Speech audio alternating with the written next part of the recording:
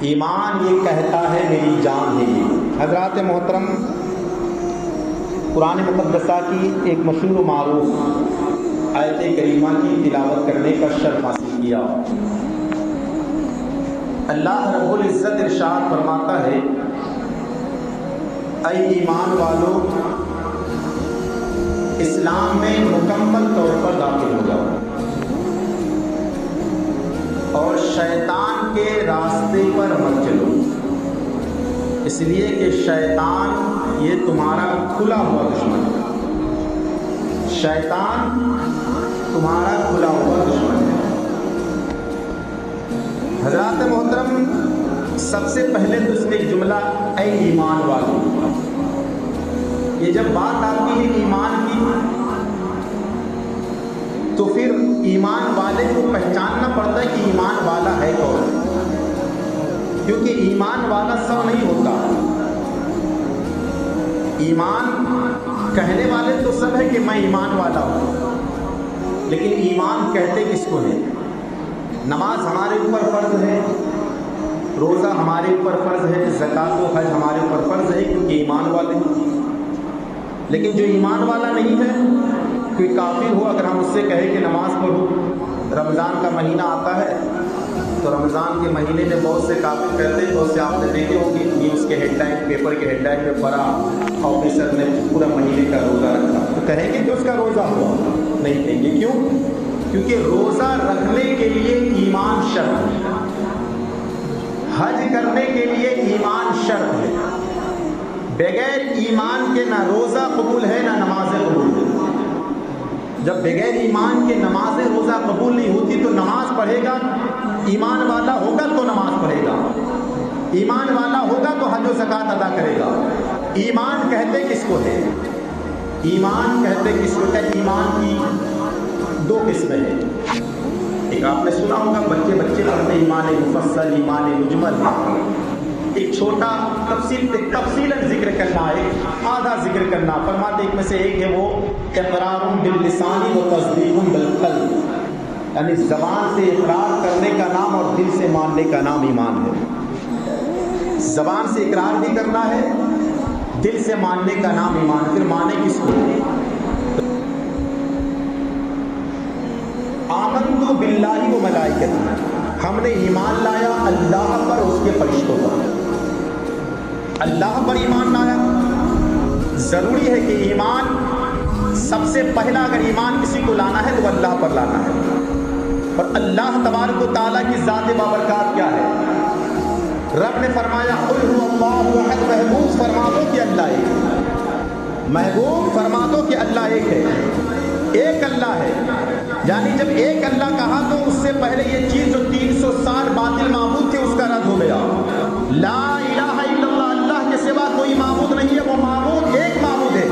وَإِلَٰهُكُمْ إِلَٰهٌ وَاحِدٌ، تمہارا معبود ایک معبود ہے۔ ایک کیوں ہے؟ زیادہ کیوں نہیں ہے؟ ایک ہی کیوں ہے؟ زیادہ کیوں نہیں ہے؟ اب ذہن میں ایک سوال ہوتا ہے کہ زیادہ کیوں نہیں ہے؟ کہ ماننے والے تو پیڑ کو بھی سجدہ کرتے ہیں، اس کو بھی معبود مانتے ہیں۔ کوئی کہنے والا تو کسی اور کو جس کو دیکھا کہ زیادہ کثیر تعداد میں پہلوان طاقتور ہے اس کو معبود مانتا ہے۔ پھر ہم ایک معبود کو کیوں مانتے؟ رب نے فرمایا لو کان فیہما آلہۃ الا اللہ لفسدتا، زمین آسمان میں اگر چند خدا ہوتے تو آپس میں جھگڑا ہوتا، آپس میں فساد ہوتا۔ جھگڑا کس بات کا ہوتا؟ ابھی پارٹی کی سرزمین پر بارش نہیں ہو رہی ہے، لوگ پریشان تھے، اگر دو خدا ہوتا تو ایک چاہتا بارش ہو، دوسرا کہتا دھوپ ہو، تو پھر آپس میں ٹکراؤ ہوتا۔ پتہ یہ چلا کہ خدا ایک ہے۔ رب نے فرمایا قل هو اللہ احد، محبوب فرما دو کہ اللہ ایک ہے، یعنی اللہ ایک ہے۔ تو اللہ پر ایمان لانا ضروری ہے، اور اللہ پر جب ایمان لے کے آ گئے، اب ایمان کس کو کہتے ہیں؟ اقرار باللسان و تصدیق بالقلب، زبان سے اقرار کرنا اور دل سے ماننے کا نام ہے ایمان۔ جب اللہ پر ایمان لے کر آ گئے تو اب اللہ کے فرشتوں پر ایمان لے کے آنا ہے، فرشتوں پر ایمان۔ حالانکہ موضوع بہت لمبا ہے، اس موضوع کے تحت اگر ذکر کیا جائے تو وقت کا وقت نکل جائے، بس مختصراً طور پر میں ذکر کر دوں سرسری طور پر۔ فرشتوں پر ایمان لے کر آنا ہے۔ اور فرشتے کیا ہیں؟ نوری قسم کے مخلوق ہیں۔ فرشتے نوری مخلوق ہے، اللہ تبارک و تعالیٰ نے جس کام کے لیے متعین کر دیا وہی کام کرتے، اس کے علاوہ دوسرا کام نہیں کرتے۔ اور یہ فرشتوں کا معاملہ کیا ہے؟ 4 مشہور فرشتے ہیں، حضرت جبرائیل علیہ السلام، حضرت میکائیل علیہ السلام. بچے کو یاد ہوتا ہے، لیکن ہمارے اگر جوانوں سے لوگوں سے پوچھ لیا جائے ہم کو معلومات نہیں رہتی. پوچھا جائے کہ اللہ کے فرشتے جو مشہور ہے اس کا نام بتاؤ، کسی کو یاد نہیں ہوتا. لیکن اللہ کو یہ 4 فرشتے مشہور ہیں. اس میں سے ایک ذات جس کو جبریل امی کہا جاتا ہے، جبرائیل علیہ السلام، اس کا کام کیا؟ اللہ کا پیغام نبیوں تک پہنچانا. اللہ کا پیغام نبیوں تک پہنچانا. میرے مصطفیٰ جان رحمت صلی اللہ تعالی علیہ وسلم ارشاد فرماتے ہیں، حضرت جبرائیل کے مقام کے تعلق سے میرے سرکار نے فرمایا جس طرح انبیاء میں میرا مقام ہے اسی طرح فرشتوں میں جبرائیل کا مقام ہے. اسی طرح فرشتوں میں جبرائیل کا مقام ہے. لیکن اللہ نے جبرائیل کو کیوں پیدا کیا؟ جبرائیل کو کیوں پیدا کیا؟ ایک سوال ہوتا ہے جبرائیل کو کیوں پیدا کیا؟ فرماتے ہیں میرے مصطفیٰ جان رحمت صلی اللہ علیہ وسلم کی خدمت کے لیے پیدا کیا. میرے مصطفیٰ جان رحمت صلی اللہ تعالی علیہ وسلم کی خدمت کے لیے، میرے مصطفیٰ کے ساتھ کے لیے. میرے مصطفیٰ جان رحمت صلی اللہ علیہ وسلم جبرائیل کے مقام کے تعلق سے فرماتے کہ اللہ اکبر. ایک مرتبہ میرے سرکار دو عالم جب بات آ گئی فرشتے کی حضرت جبرائیل کی تو پھر میں بتا دوں. میرے مصطفیٰ جان رحمت صلی اللہ تعالی علیہ وسلم ایک مرتبہ اپنی بیٹی خاتون جنت کے گھر تشریف فرما گئے. اپنی بیٹی کے گھر گئے نا تو بارش بوندا بوندی ہو رہی، بوندا بوندی بارش ہو رہی. تو میرے سرکار صحن میں آ کے بیٹھ گئے. حضرت خاتون جنت ہیں، حضرت علی مرتضیٰ ہیں، حسنین کریمین ہیں، یہ بارش کا لطف لے رہے تھے. میرے آقا سے فرمایا آقا آپ یہاں تشریف لے کے آئیں کہ ہم آپ کے پاس آ جائیں. میرے مصطفیٰ جان رحمت صلی اللہ تعالی علیہ وسلم نے ارشاد فرمایا کہ سب آ جاؤ صحن میں بیٹھ جاؤ. میرے سرکار کے دائیں طرف حضرت علی کرم اللہ الکریم ہے، بائیں طرف حضرت خاتون جنت ہے، اور دونوں دامن اقدس پہ دونوں شہزادے ہیں. میرے سرکار نے اپنے کملی سے، نوری کملی سے ڈھانپ لیا اور فرمایا کہ اللہ کا ذکر کرو، اللہ کا ذکر کرو. جب ذکر یہاں ہونے لگا تو اس کی گونج آسمان تک پہنچی ہے. رب نے فرشتوں سے کہا فرشتوں یہ ذکر ایسا ہے جن کا لطف آسمان عرش اعظم پر ہو رہا ہے، میں اس کو پسند کرتا، تم بھی حلقہ بنا لو اللہ کا ذکر کرتے ہو، اللہ کا ذکر کرتے ہو. جب کوئی بندہ اللہ کا ذکر کرتا ہے نا اللہ تبارک و تعالیٰ ان کے دل سے میلان کو دور کر دیا کرتا ہے اور اس کے دل میں خوف خدا طاری ہوتا ہے. اور جب بندہ خوف خدا ہو جاتا ہے، خوف خدا والا ہو جاتا ہے، وہی تو اللہ والا ہو جاتا ہے. پھر فرمایا جاتا ہے کہ جب یہ ہوا تو حضرت جبرائیل علیہ السلام وہ محفل ہو رہی تھی آسمان پہ، اللہ نے فرمایا جاؤ. حضرت جبرائیل آئے. کہاں آئے؟ میرے مصطفیٰ کی بارگاہ میں. عرض کی آقا اس چادر کے اندر، کملی کے اندر مجھے بھی تشریف فرما ہونے دیجیے، اس کے اندر مجھے بھی آنے دیجیے. میرے سرکار نے فرمایا جبرائیل تو اندر کیسے آ سکتا ہے؟ عرض کرتے آقا آپ کا میرے اوپر حق بہت زیادہ ہے. سرکار سے فرماتے آپ کا حق میرے اوپر بہت زیادہ ہے. سرکار نے کیسے تیرا حق میرے اوپر زیادہ ہے؟ فرماتے کہ جب آپ کے والد حضرت ابراہیم علیہ السلام کو آگ میں ڈالا جا رہا تھا تو میں نے معلق کر دیا تھا. جب حضرت یوسف علیہ نبی علیہ السلام کو تسلیم کو پانی میں ڈالا جا رہا تھا تو میں پانی سے پہنچنے سے پہلے میں نے اس کو کنویں کے اوپر ہی معلق کر دیا، پانی کی سطح تک نہیں پہنچنے دیا. جب آپ کی بیٹی خاتون جنت چکیاں چلا رہی تھی تو میں چکیاں چلانے کے لیے آ جایا کرتا تھا. جب آپ کے نواسے حسنین کریمین جھولے پر جھولتے تھے تو میں جھولا جھلانے کے لیے آیا کرتا تھا.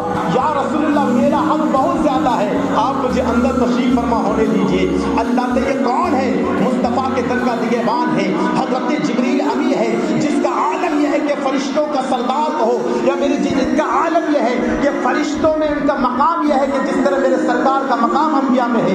آج میرے مصطفیٰ کی بارگاہ میں آئے ہیں تو عریضہ پیش کر رہے ہیں. میرے سرکار نے اس کو اپنے کملی کے اندر اپنے کملی کے اندر ان کو بیٹھایا. تھوڑی دیر تک ذکر ہوتا رہا. پھر حضرت جبرائیل علیہ السلام چلے گئے ہیں، آسمان میں پرواز کیا ہے. رب نے فرمایا کہ اے فرشتوں جاؤ جبرائیل کو بوسا دو، ان کے سینے کو بوسا دو، کیونکہ وہ اس جگہ سے آ رہا ہے کہ اس کا بدن میرے محبوب کو ٹچ ہو کے آ رہا ہے.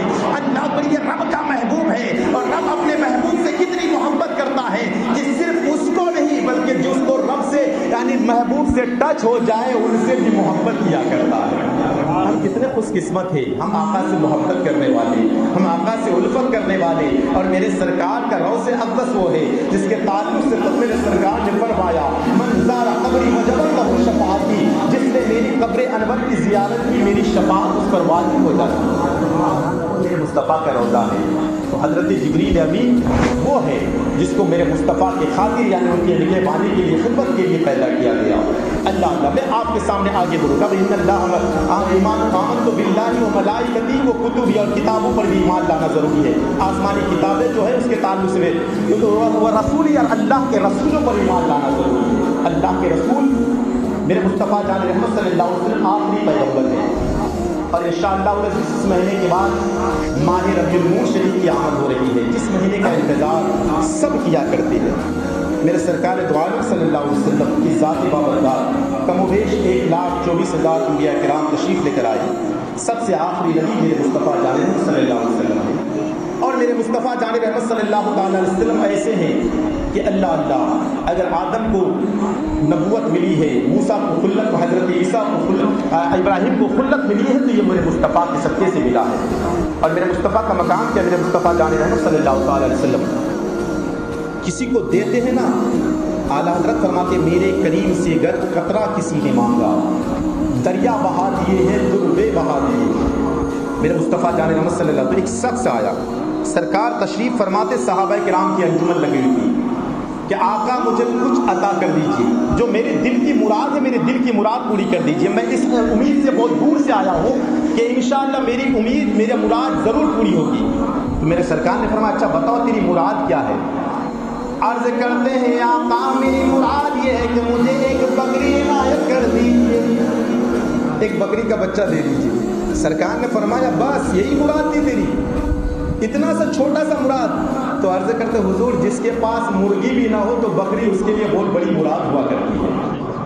جس کے پاس جو غریبی کی زندگی گزار رہا ہو، ٹاٹ پاٹ کی زندگی گزار کے اپنی فٹ فاٹ میں سوتا ہو، اگر اس کو تھوڑی سی جگہ اگر کہیں پترے کا شیڈ بھی مل جاتا ہے نا تو وہی اس کے لیے جنت بن جایا کرتی ہے۔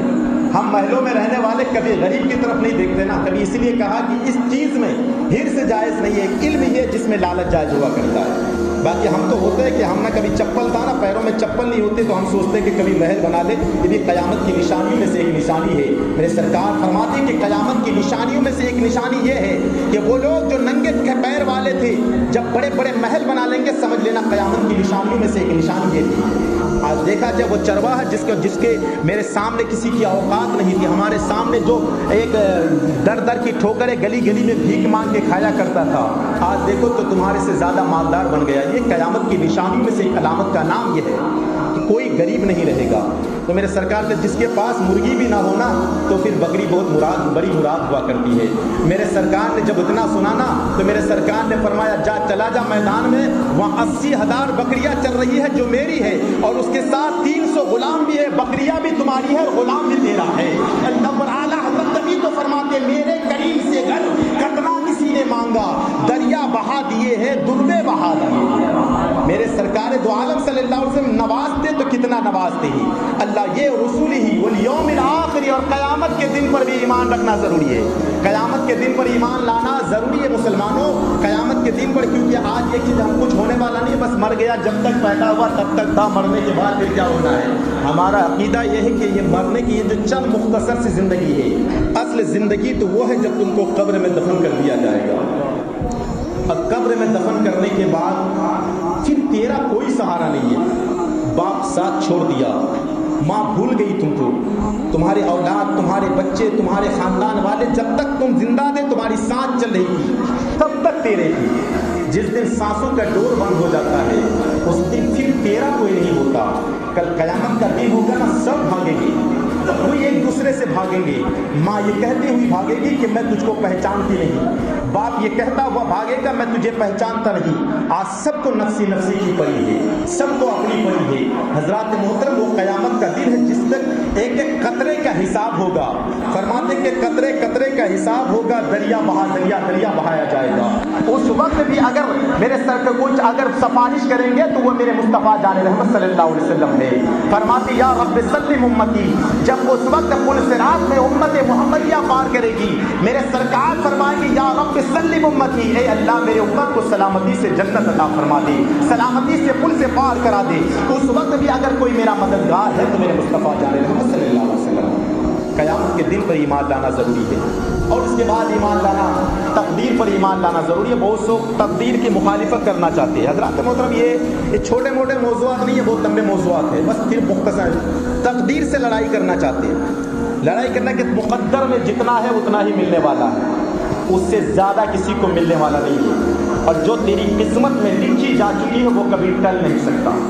आप कुछ तकदीर मुअल्लक़ रहता है, तकदीर की भी किस्में हैं, तकदीर मुबरम, तकदीर मुअल्लक़। एक तकदीर मुअल्लक़ होती है जो कभी कभी माँ बाप की दुआ से, बुजुर्गान दीन की दुआ से टल जाया करती है। और उसका एक छोटा सा वाक़या बता दूँ। एक अल्लाह के वली है, नाम हज़रत इब्राहीम बिन अदम है या कोई अल्लाह का वली है। फरमाते हैं शेख हम्माद रहमतुल्लाहि ताला अलैह, एक अल्लाह की वली है जलील कर। फरमाते ये ऐसा ज़माना है, गौसे आज़म का ज़माना है। वो एक शख्स जाना था, उसको कहीं तिजारत के लिए जाना था। हज़रत शेख हम्माद की बारगाह में तशरीफ़ लेकर आए। बाज़ार में मिल गए तो अचानक तशरीफ़ लेकर, हज़रत मैं जाना चाहता हूँ तिजारत के लिए, तो ये बताइए कि मेरी तिजारत सही होगी क्या, सही से मैं सलामत वापस आऊँगा। हज़रत शेख हम्माद ये अल्लाह के वली है और उल्टी ही चाल चलती है, दीवान गाने की आँखों को बंद करते हैं दीदार के लिए। इन्होंने कहा कि तुम जाना मत, जाओगे तो तेरी जान का भी खतरा है, तेरे माल का भी खतरा है, यानी तेरा सामान भी लूट लिया जाएगा, डाकू तेरे जान को भी खत्म कर देंगे। मगर थोड़ा सा अरसा गुज़रा के गौसे आज़म की बारगाह में तशरीफ़ लेके आए। वो गौसे आज़म की ज़ात है जो क़यामत तक अगर कोई वली होगा तो जब तक गौसे आज़म का चाहने वाला नहीं होगा, गौसे आज़म से मोहब्बत करने वाला नहीं होगा, तब तक वो वलायत के मकाम पर फाइज नहीं हो सकता। मेरे गौस की बारगाह में पहुंचा है, मेरे गौस ने फरमाया शौक से चला जब कुछ नहीं होने वाला है। अल्लाह अल्लाह चला गया है, और जब चला गया है तो इसने एक रात एक जगह पड़ाव डाला है। जब ख्वाब में क्या देख, अचानक सोया तो खन्नी आंख लगी, और जब आंख लगी तो ख्वाब में क्या देख रहा है कि डाकू लोग आए हैं, तमाम के काफिला वाले को लूट लिया है, सबके माल को भी लूट लिया और उनको खंजर से 2 टुकड़े भी कर डाला। लेकिन ये ख्वाब में था। ये सबसे तशरीफ लेकर आए, आने के बाद सोचा पहले गौसे आज़म से मिलूं कि शेख हम्माद से मिलूं। इत्तेफाक से बाजार से गुजरे तो हज़रत शेख हम्माद से मुलाकात हो गई। अर्ज करने लगा कि तिजारत से वापस हो गया, मगर कुछ हुआ नहीं। कहा नादान सुन ले, जब से तू तिजारत के लिए गया था गौसे आज़म तेरे लिए दुआएं कर रहे थे, तेरे मुकद्दर में लिखा हुआ था वही होना था, मगर गौसे आज़म की बदौलत ख्वाब में वो चीज़ टल गया, वो चीज़ ख्वाब में टल गया। पता ये चला कि कुछ तकदीरें मुअल्लक़ हुआ करती है जो कभी कभी दुआओं से टल जाया करती है, मगर कुछ ऐसे मुकद्दर में है कि कौन आदमी कहाँ मरेगा, ये तकदीर ऐसी है जो कभी टल नहीं सकता। कौन कहाँ पैदा होगा, ये ऐसी तकदीर है जो कभी टल नहीं सकता। इसीलिए तकदीर की मुखालिफत मत करना। हमारे किस्मत, कभी कभी लोग हमारी कुफरिया जुमले इतने इस्तेमाल करते हैं, खास करके घर की औरतें, कि हमारे मुकद्दर में इतनी गरीबी लिखी हुई है, न जाने क्या क्या जुमले फिर बनते हैं। सबसे पहली बात ये, हमारी मुकद्दर ये कि अल्लाह तबारक व तआला की देन है। बहुत से ऐसे भी लोग हैं ना तो उससे ज़्यादा बदहाली की ज़िंदगी गुजारते हैं, लेकिन ज़बान पर कभी शिकवा लेकर नहीं आती। बस मौला जिस हाल में तू रखा है ना बेहतर रखा है, जिस हाल में तू रखा है मौला अच्छा रखा है। अपने रब का शुक्र अदा करते हैं कि मौला तूने इस हाल को तो दिया है। कुछ ऐसे भी होंगे, हज़रत शेख सादी रहमतुल्लाहि ताला अलैह एक मरतबा जा रहे थे ना, पाँव में चप्पल नहीं था, मई जून का महीना है, गर्मी की शिद्दत है, पाँव में चप्पल नहीं, तो दिल में ख्याल पैदा हुआ सादी काश पैरों में चप्पल होता तो बहुत अच्छा होता। अभी इतना सोचना था कि एक आदमी था जिसका पैर नहीं था, वो ज़मीन में घिसेट के चल रहा था। शेख सादी ने रब का शुक्र अदा किया, मौला पैर चप्पल नहीं, पैर तो दिया है, इसका तो पैर भी नहीं है, इस हाल में कैसे चल रहा है। पता ये चला कि अल्लाह तबारक व तआला तुझे जिस हाल में रखा है बेहतर रखा है। या अय्युहल्लज़ीना आमनू दुखुलू फिस्सिल्म काफ़ा, ऐ ईमान वालों, ईमान के ताल्लुक से बस एक आखिरी बात, क्योंकि इस हफ्ता एक हमारे साहब का फ़ोन आया, उन्होंने कहा कि कुछ लोगों का आजकल फेसबुक में हुआ, व्हाट्सएप में हुआ, तो तहकीक करने की आदत बहुत हो गई है। छोटे छोटे मौलाना भी सही से पढ़े भी नहीं होंगे तो फिर तहकीक करने की आदत इतनी हो जाती है कि फिर फेसबुक और व्हाट्सएप और ट्विटर के मुफ्ती बने फिरते हैं, सब मुहक्किक बनना चाहते हैं। अब एक मुहक्किक साहब का हो सकता है कि किसी ने सुना होगा कि हफ्ता के दिन शनिचर के दिन मछली नहीं खाना चाहिए, मछली नहीं खाना चाहिए।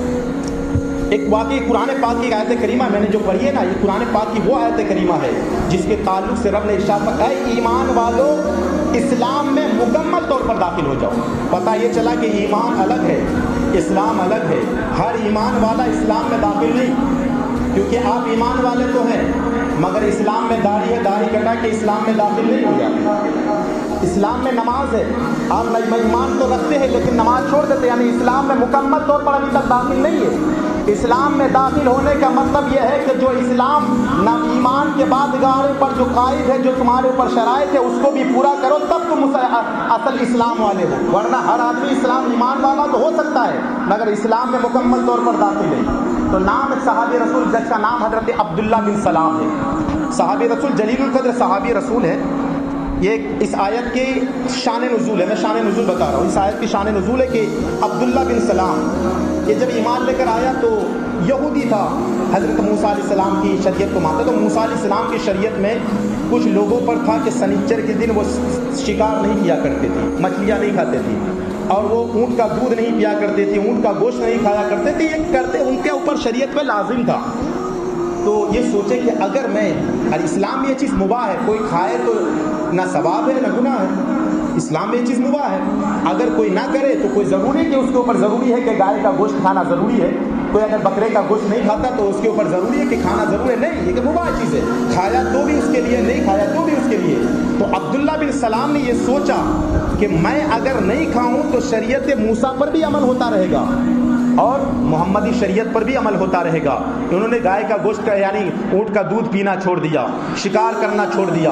تو رب نے یہ قرآن پاک کی آیت کریمہ نازل فرمائی، یا ایھا الذین آمنوا ادخلوا فی السلم کافہ، اے ایمان والو اسلام میں مکمل طور پر داخل ہو جاؤ، یعنی جو شریعت مصطفیٰ میں حلال ہے اس کو حلال جانو، جو حرام ہے اس کو حرام جانو۔ اب میں آپ کو یہ چیز بتاتا ہوں، کچھ جیسے مچھلی سنیچر کے دن مچھلی نہیں کھانا چاہیے، جو بتائیں پوچھنے والوں نے پوچھا تو میں ان سے کہا کہ سب سے پہلی بات، ایک جگہ بنی اسرائیل کی قوم میں بحر قلزوم کے قریب کچھ لوگ آباد تھے، بحر قلزوم کے قریب کچھ لوگ آباد تھے، تو ان کے اوپر پابندیاں تھی کہ یہ سنیچر کے دن نہ شکار کرے اور نہ مچھلیاں کھائے، یعنی شکار ہی نہیں کریں گے تو پھر کھائیں گے کیسے؟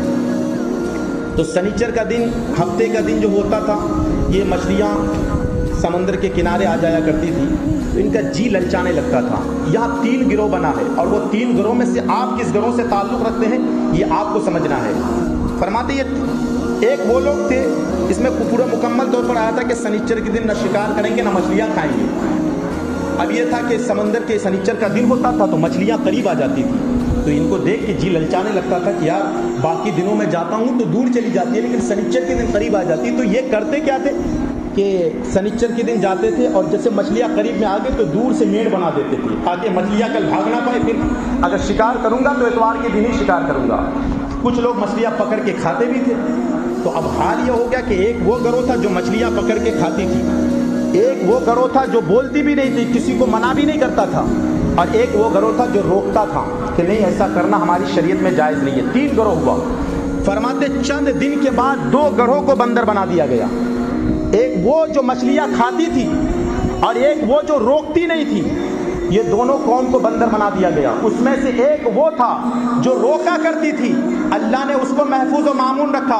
پتہ یہ چلا کہ کہیں اگر ظلم ہو رہا ہے تو کم سے کم ظلم کے خلاف، اگر ظلم نہیں بلکہ کبھی اگر ایمان کے خلاف کوئی مخالفت بات کر رہا ہے، کبھی اگر تمہارے دین پر کوئی آج اٹھا رہا ہے، تو فرماتے ایمان کا ادنا ذرہ یہ ہے کہ میرے سرکار نے ارشاد فرمایا کہ ایمان کے 3 جز ہوا کرتے ہیں۔ سب سے پہلے تم آ جائے زوارے سے اس کو روکنے کی کوشش کرو، یعنی ہاتھ سے مار کر اس کو روکنے کی کوشش کرو۔ اتنی طاقت نہیں ہو تو زبان سے روکنے کی کوشش کرو، اگر اتنا بھی نہ ہو تو دل سے دور اس کو برا مانو۔ آج ہمارا حال یہ کہ ہم کس کیٹیگری میں کھڑے ہیں پتہ ہے، ہم کرنے والے ہیں، نہ ہم روکنے والے ہیں، نہ ہم پھر کھڑے ہو کے تماشا دیکھنے والے ہیں۔ اب وہ ہم کو فیصلہ کرنا ہے کہ ہم کس کوالٹی میں کھڑے ہیں۔ اس لیے لوگوں اپنے ایمان، میرے مصطفیٰ جان محمد صلی اللہ علیہ وسلم کی شریعت میں جو چیز حلال ہے اس کو حلال جانو، جو چیز حرام ہے اس کو حرام جاننے کی کوشش کرو۔ اسی لیے اگر اسلام میں مکمل طور پر داخل ہونا چاہتے ہو تو پہلے نوجوانوں طے کرو کہ داڑھی نہیں کٹوائیں گے، طے کرو کہ ہم 5 وقتہ نماز پڑھیں گے، تب اسلام میں داخل ہوگے۔ وہاں صرف ایمان کا ڈنکا پیٹنے سے نہیں ہوگا کہ مجھ سے بڑا ایمان والا کون نہیں ہے، میں تو اعلیٰ حضرت کا سیدائی ہوں، مسلک اعلیٰ حضرت کا نعرہ لگاتا ہوں۔ مسلک اعلیٰ حضرت والا وہ نہیں ہوتا کہ جاہری چھڑ کے پھر ادھر ادھر پھر کے کہتا ہے ایمان والا، اور مسلک اعلیٰ حضرت والا ایمان والا وہ ہوتا ہے جو مصطفیٰ کی شریعت پر مکمل طور پر عمل کرتا ہے۔ رب نے ارشاد فرمایا یا ایھا الذین آمنوا ادخلوا فی السلم کافہ، اے ایمان والو اسلام میں مکمل طور پر داخل ہو جاؤ۔ ولا تتبعوا خطوات الشیطان، شیطان کے نقش قدم پر مت چلو، انہ لکم عدو مبین، وہ تمہارا کھلا ہوا دشمن ہے۔ اور آپ کو دیکھنا ہے کہ ہم شیطان کے راستے پر چل رہے ہیں یا رحمان کے راستے پر چل رہے ہیں۔ اللہ تبارک و تعالیٰ کی بارگاہ